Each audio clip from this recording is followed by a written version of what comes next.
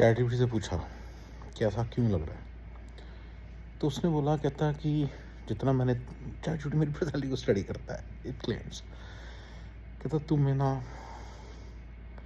Connection चाहिए, तुम सिर्फ फंडर हो, इन्वेस्ट फंड कर रहे हो बस, whereas you need to do something. So मुझे बड़ी अच्छी अच्छी सजेशंस दी हैं। तुम उनका एक कोलाज बनाओ, जो जो बंदों की जॉब लगे, कहाँ लगी, कैसे लगी, फादर क्या करते थे, मदर क्या करते थे, उनका एक, उसके साथ इमोशनली कनेक्ट हो जाओगे। मुझे चीज़ ठीक नहीं लगी क्योंकि उनकी प्राइवेट चीज़ है। दूसरा उसने बोला उससे मीटिंग करो, साल महीने में 2 महीने में एक बार मीटिंग करो सबके साथ, जो जो बंदे क्लासेस ले रहे हैं। मुझे ठीक नहीं लगा क्योंकि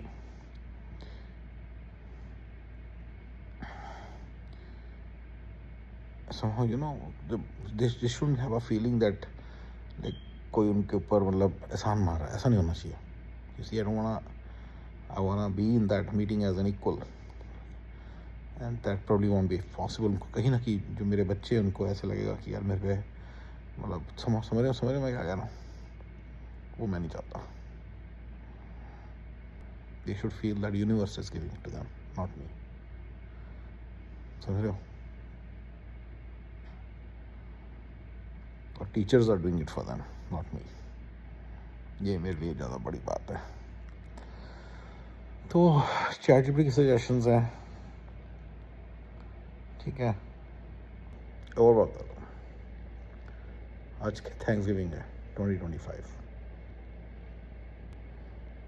कायदे से मुझे कल सुबह की फ़्लाइट पकड़ के इंडिया जाना है और दिसंबर 17 को वापस आना है, कायदे से। पर नहीं हो रहा यार, जो मेरे सपने हैं मैं करना चाहता हूँ,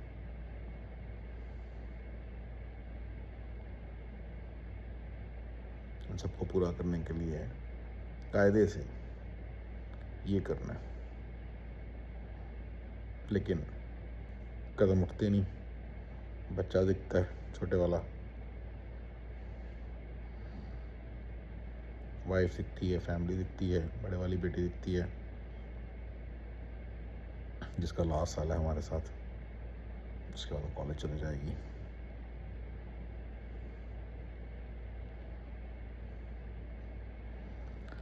राइट, मतलब समझ नहीं आता कि इस चीज़ का सलूशन क्या निकालें। क्या निकालें इन चीज़ों का सलूशन। किसी के सामने मैं जाना नहीं चाहता, एटलीस्ट इंस्ट्रूमेंट्स की बात कर रहा हूँ। चलो वो तो पुराना प्रोग्राम है, जो सेकंड बात कर रहा हूँ मैं अपनी, मतलब अभी कल वाले वेंचर की, जिसके भी जाना चाहिए इंडिया। जब तक इंडिया नहीं जाऊँगा कुछ होगा नहीं। यहाँ बैठे बैठे सोचने से समझने से कुछ नहीं होगा। बेसिकली मेरे पास एक फॉर्मूला है, राइट, जिससे मैं लाइफ चेंज कर सकता हूँ लोगों की, राइट। तो कहीं ना कहीं मन में है कि 1000 लोगों की लाइफ चेंज करो। बस एक अनाथालय गए, 1000 बच्चे हैं जो कॉलेज से निकलने वाले हैं, उनकी लाइफ चेंज, दैट्स इट। जो भी ठीक ठाक से पढ़ते हैं, राइट, सारे अनाथालयों के बच्चे जो ग्रेजुएट्स हैं उनको फॉरन भिजवा दिया। They make their life and then they do very well. कितनी बारी मैंने दिमाग में प्रोग्राम रन किया है। मेरे एक दोस्त हैं, वो is in a very high position in police. मैं सोचता हूँ उनको फ़ोन करूँगा कि सर मुझे आप अनाथालय में मेरे लिए एक सिफारिश डालो, मैं को करना है। क्योंकि अनाथालय में लास्ट टाइम जब मैं गया था 2015-16 में, तो उन्होंने भाव ही नहीं दिया। मैं सीधा ही पहुँच गया था, मैं और मेरी वाइफ, डिडंट केयर।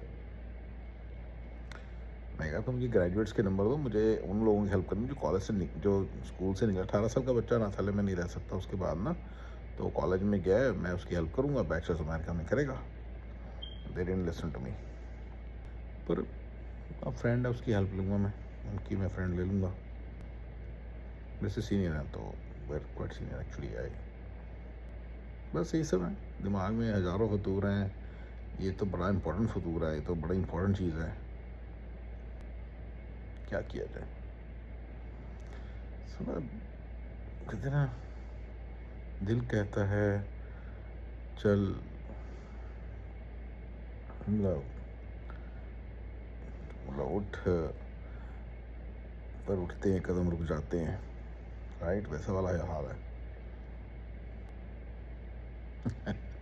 एक बड़ी अजीब सी चीज़ ख्याल में आती है, मान लो मैं पीछे पड़ गया इस काम के, तो 1000 बंदे तो मैं एक ही साल में सेट कर दूंगा।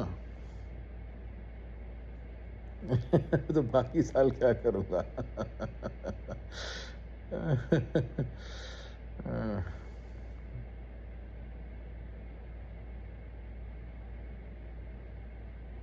पहले 1000 तो करो, फिर बाकी भी कर लेना।